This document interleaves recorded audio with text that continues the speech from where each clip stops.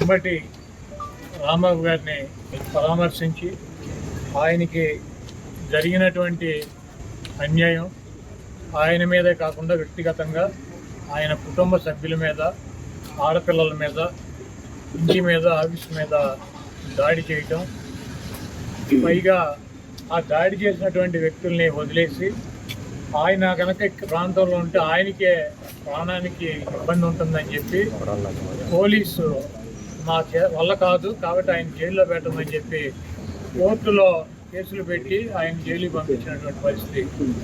ఈరోజు ఈ రాష్ట్రంలో వైఎస్ రాజశేఖర రెడ్డి గారితో పాటు ఆయన శిష్యుడిగా, లేకపోతే ఆయన అంటే ఇష్టం ఉన్నటువంటి వ్యక్తిగా, ఆయనతో పాటు ఆయన కష్టాల్లోనూ, ఆయన సుఖాల్లోనూ, ఆయన అధికారంలో లేనప్పుడు కూడా పదవి ఉన్నా లేకపోయినా కాంగ్రెస్ పార్టీలో ఆయనతో పాటు నడిచినటువంటి వ్యక్తి అంబటి రాంబాబు గారు. ఆయన మరణం తర్వాత ఆ కాంగ్రెస్ పార్టీని వదిలేసి జగన్మోహన్ రెడ్డి గారు బయటకు వస్తే, జగన్మోహన్ రెడ్డి గారు అడుగు బయటకు వేస్తే ఆయన అడుగుతో పాటు ఇంకో అడుగు పడిందంటే అది అంబటి రాంబాబు గారు. ఎన్ని కష్టాలు వచ్చినా, ఎన్ని ఇబ్బందులు వచ్చినా జగన్మోహన్ రెడ్డి గారికి అండగా ఉంటూ ఆయన తరఫున ఆయన చెప్పాల్సినటువంటి వాయిస్ని ఆయన ద్వారా ఆయన తీసుకున్నటువంటి ప్రతి నిర్ణయాన్ని ప్రజలకి చెప్పేటువంటి వ్యక్తుల్లో అంబటి రాంబాబు గారు ఆ వైఎస్ఆర్ కాంగ్రెస్ పార్టీ స్థాపించినటువంటి వ్యక్తుల్లో ఆ 10 మందిలో అంబటి రాంబాబు గారు ఒకడు. ఆయన ఎప్పుడు కూడా ఒక వ్యక్తిని దూషించటమో, లేకపోతే ఒక వ్యక్తిని కించపరిచి మాట్లాడటమో, లేకపోతే ఒక వ్యక్తిని బూతులు తిట్టినటువంటి సంఘటనలు మనం చూడాలి. చాలా మర్యాదగా, చాలా పద్ధతిగా వారు వీరు అంటారు, గౌరవించేటువంటి భాషలోనే ఆయన మాట్లాడతారు.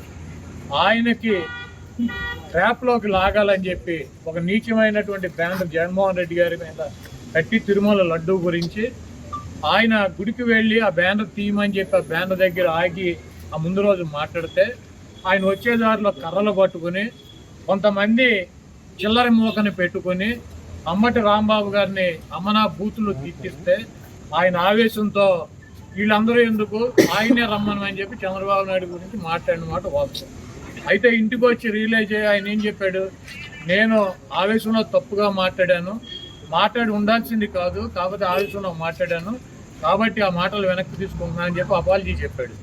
అయినా కూడా ఏదో అంబటి రాంబాబు గారి ఇంటి మీద దాడి చేస్తే ఈ రాష్ట్రం ఉన్నటువంటి వైఎస్ఆర్ కాంగ్రెస్ పార్టీ మొత్తం తీసేస్తారనుకున్నారా? జగన్మోహన్ రెడ్డి గారు ఎట్టి పరిస్థితిలో తీడు. ఏ కార్యకర్త కూడా వెనక్కి తగ్గేటువంటి పరిస్థితి లేదు. దాడి చేయటం కాకుండా ఇంట్లో ఆడవాళ్ళని బూతులు తిట్టడం, ఆడవాళ్ళు ఉన్నటువంటి ఇంటి మీద దాడి చేసి కార్లు పగలు కొడతాం, ఇల్లు పగలు కొడతాం, ఆఫీస్ పగలు కొడతాం. ఈ చేతగాని పోలీసులు దగ్గరుండి కాపలాగా ఉండి ఇవన్నీ కూడా చేయించినటువంటి కార్యక్రమాలు. ఆయన అరెస్ట్ చేసి జైల్లో పెట్టారు. ఇప్పుడు ఏమైంది? 18 రోజుల్లో ఆయన బయటకు వచ్చాడు.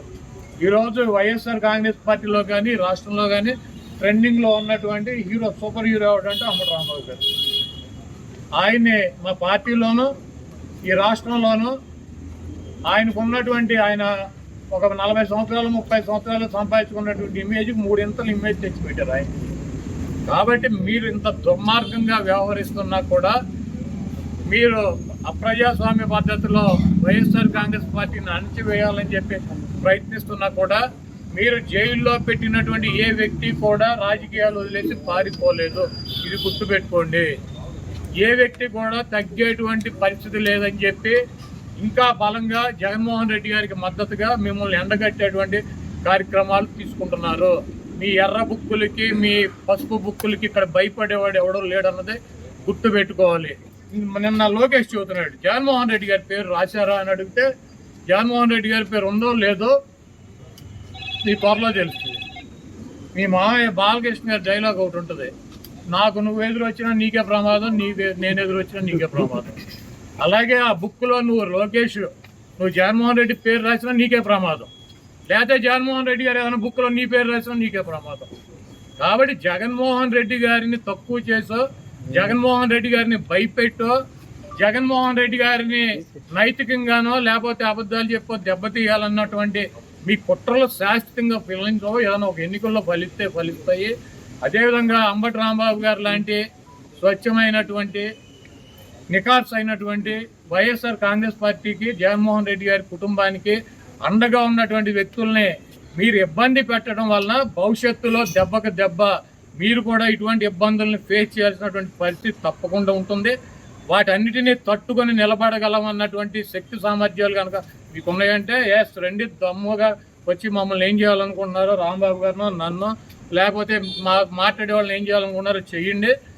అయితే పక్కాగా ఒకటైతే చెబుతున్నాను, జగన్మోహన్ రెడ్డి గారు ఇక్కడ ఉన్నది మీ పిరికి చేష్టలకి మీ పుడత ఊపులకి బెదిరేటువంటి ప్రసక్తి ఉండదు.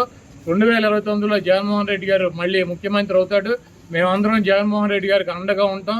మీరు ఎన్ని ఇబ్బందులు పెట్టినా, మీరు ఆఖరికి జైల్లో పెట్టినా, మమ్మల్ని ఏం చేసినా కూడా మేమైతే వెనక్కి తగ్గేటువంటి పరిస్థితి లేదు. జగన్మోహన్ రెడ్డి గారు ఇచ్చినటువంటి ప్రతి పిలుపుకి స్పందిస్తాం. ఆయన చెప్పినటువంటి ప్రతి కార్యక్రమానికి మేము ముందుంటాం. ఇటువంటి పిచ్చి చేష్టలు మానేసి కల్తీ పాలు తాగి రాజమండ్రిలో చనిపోయారు ఎంతమంది? 7. ప్రభాకాయలు తయారు చేస్తా కాకినాడ వేటపాలెంలో 21 మంది చనిపోయారు. శ్రీకాకుళంలో మంచినీళ్లు తాగి కల్తీ అక్కడ చనిపోయారు. మీకు సిగ్గు శరం ఉంటే ఇవి చూసుకోండి.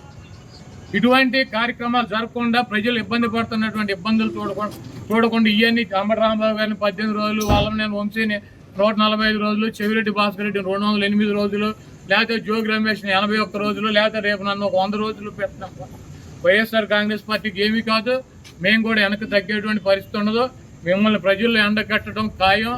రేపు జగన్మోహన్ రెడ్డి గారు ముఖ్యమంత్రిగా ఈ రాష్ట్రంలో అధికారంలోకి వచ్చిన తర్వాత ఈ కార్యక్రమాలు చేసినటువంటి అధికారులను కానీ, వాళ్ళకి తొత్తులుగా పనిచేసి మా ఇళ్ళు పగలు కొట్టించినటువంటి అధికారులు కానీ, వాళ్ళకి అడుగులకు మడుగులు ఎత్తి ఫిజికల్గా అంబటి రాంబాబు గారు లాంటి ఎక్స్ మినిస్టర్లని ఫిజికల్గా అరెస్ట్ చేయాలన్నటువంటి వ్యక్తులు కానీ ఎవరిని వదిలిపెట్టేటువంటి పరిస్థితి ఉండదు.